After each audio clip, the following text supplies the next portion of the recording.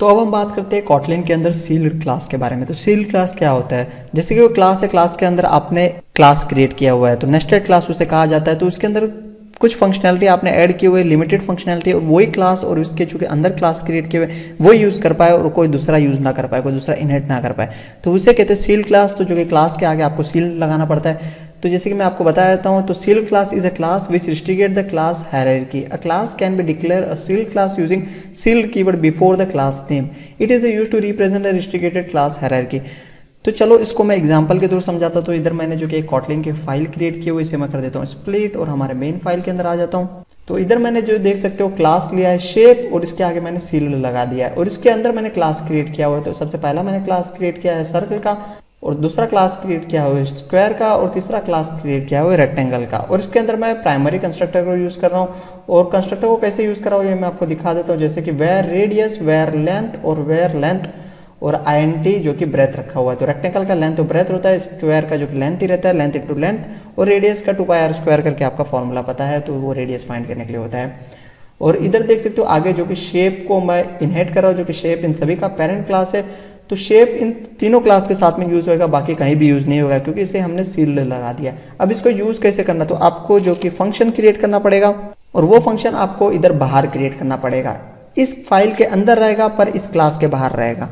अब ये फंक्शन क्या है, इसे कैसे यूज़ करना देख सकते हो। फन इवल नाम का मैंने फंक्शन क्रिएट किया और इसके अंदर जो कि मैंने पास किया हुआ है ई कॉलम शेप करके। तो शेप के अंदर के जो सर्कल वगैरह उसे मैं एक्सेस कर रहा हूँ। ई नाम का मैंने वेरिएबल डिक्लेयर किया और फंक्शन का नाम है इवल। तो इवल को हम यूज़ करेंगे आगे जो कि डेटा गेट करने के लिए। और इसके बाद में इसके अंदर इक्वल टू लगाया है। इक्वल टू क्यों लगाया है, जो भी हम परफॉर्मेंस करेंगे वो इस फंक्शन के थ्रू ऐड हो जाएगी। और इसके अंदर मैंने व्हेन लगाया हुआ, जैसे कि जावा के अंदर स्विच स्टेटमेंट यूज़ करते हैं तो इसके अंदर हम व्हेन और एल्स स्टेटमेंट को यूज़ करते हैं, सेम वर्क करता है दोनों। तो अब ये व्हेन क्यों लगाया हुआ है, तो जैसे कि सबसे पहले व्हेन ई, तो ई के अंदर हम वैल्यू फॉर एग्जांपल सर्कल आया तो इधर सर्कल वाला चलना चाहिए। अब ये सर्कल वाला क्या चलेगा देख सकते हो, मैं आपको दिखा देता हूँ इसको थोड़ा बड़ा करके।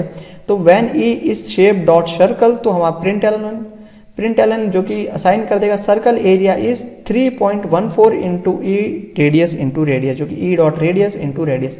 अब ये रेडियस कहाँ से गेट कर रहा है, इधर से गेट कर रहा है। सर्कल कहाँ से गेट कर रहा है, इधर से गेट कर रहा है, जो कि इसका ऊपर क्लास क्रिएट किया हुआ है। और ये अब इसे सर्कल कैसे मिल रहा है, क्योंकि हमने शेप इधर दिया हुआ है शेप डॉट सर्कल, तो शेप डॉट सर्कल इधर गेट कर रहा है। अब ये इवल के अंदर शेप कहाँ से आ गया, ये एक ही फाइल के अंदर क्रिएट हुआ है। तो इसी फाइल के अंदर जो भी आप वेरिएबल या फिर कोई भी डेटा टाइप या फिर कोई भी मेथड क्रिएट करते हो वो हम इजीली गेट कर सकते हैं। तो देख सकते हो इस तरह ये गेट कर रहा है। इसके बाद में जब हम इसका ऑब्जेक्ट क्रिएट करेंगे, ऑब्जेक्ट क्रिएट करके रन करेंगे तब आपको और भी बेहतर तरीके से समझ में आ जाएगा। तो इधर इस शेप इस डॉट सर्कल रहता है तो इसका फॉर्मूला अप्लाई हो जाएगा और हमारा इस इवल के अंदर जो कि सर्कल का जो भी आंसर रहेगा वो प्रिंट हो जाएगा। उसी तरह स्क्वायर का वर्क करेगा, उसकी तरह आपको देख सकते हो रेक्टेंगल का वर्क करेगा।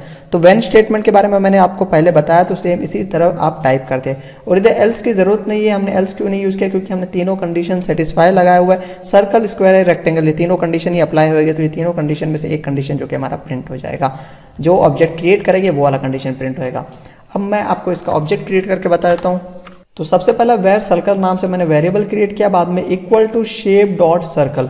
तो शेप डॉट सर्कल क्यों आएगा, क्योंकि ये क्लास इसी क्लास के अंदर क्रिएट है तो डॉट लगेगा। ये क्लास कोई दूसरे के क्लास में क्रिएट होती है, सर्कल वाली कोई दूसरे फाइल के अंदर क्रिएट होती है, तो आपका इधर जो कि इस तरह टाइप नहीं होता, आपका टाइप होता कुछ इस तरह आपका टाइप होता। पर देख सकते हो इधर इस तरह आप टाइप करोगे तो आपको एरर देखने को मिलेगा। इधर आपको एंटर दबाऊंगा और इंपोर्ट पे क्लिक करूंगा तो आप देख सकते हो आपको इस तरह शेप डॉट सर्कल लिखना पड़ेगा। और ये सर्कल दो नाम मैंने दिया हुआ, इसकी वजह से एरर आ रहा है, इसे मैं कट कर देता हूँ। तो ये सबसे पहला सर्कल का वैल्यू जो कि पुट करेगा। तो जब ये सर्कल का वैल्यू पुट करेगा, इसके बाद में ये वाला फंक्शन आएगा, फंक्शन के अंदर चेक करेगा ई के अंदर क्या है, ई के अंदर सर्कल है, तो सर्कल का फाइंड करेगा इस शेप डॉट सर्कल। तो उसके बाद में सर्कल का जो आउटपुट रहेगा वो प्रिंट हो जाएगा। तो उसके प्रिंट कराने के लिए हमें इस मेथड को भी कॉल करना पड़ेगा। तो इधर मैं लिखूंगा इवेल और उसके बाद में फिर मैं इधर टाइप कर दूंगा सर्कल। अब इस कोड को मैं करता हूं एग्जीक्यूट। तो आप देख सकते हो 78.5 हमारा सक्सेसफुली प्रिंट हो गया। इसी तरह आप जो कि शेप का भी, जो रेक्टेंगल का है इसका भी कर सकते हो। तो इसे मैं डुप्लीकेट करता हूँ और तीनों का करके दिखा देता हूँ। इधर मैं लिख देता हूँ जैसे कि स्क्वायर और उसके बाद में फिर इधर मैं लिख देता हूँ जैसे कि रेक्टेंगल। और इधर भी मुझे चेंज करना पड़ेगा और मैंने इधर INT डेटा टाइप डाला हुआ है और इधर जो कि दो वैल्यू मुझे पास करना 5 और रेक्टेंगल का जो कि 6, ये मैंने पास कर दिया। अब इसी तरह मुझे स्क्वायर का वैल्यू फाइंड करना, तो इधर मैं इवल लिखूंगा और लिखूंगा स्क्वायर। तो देख सकते हो इसका ऑब्जेक्ट क्रिएट किया हुआ है। इसी तरह मैं रेक्टेंगल का वैल्यू फाइंड करना, तो इधर रेक्टेंगल लिखूंगा और इस कोड को करूँगा एग्जीक्यूट, तो हमारा जो कि स्क्वायर और रेक्टेंगल भी फाइंड होके मिल जाएगा। तो आप देख सकते हो स्क्वायर रेक्टेंगल वगैरह फाइंड होके मिल गया।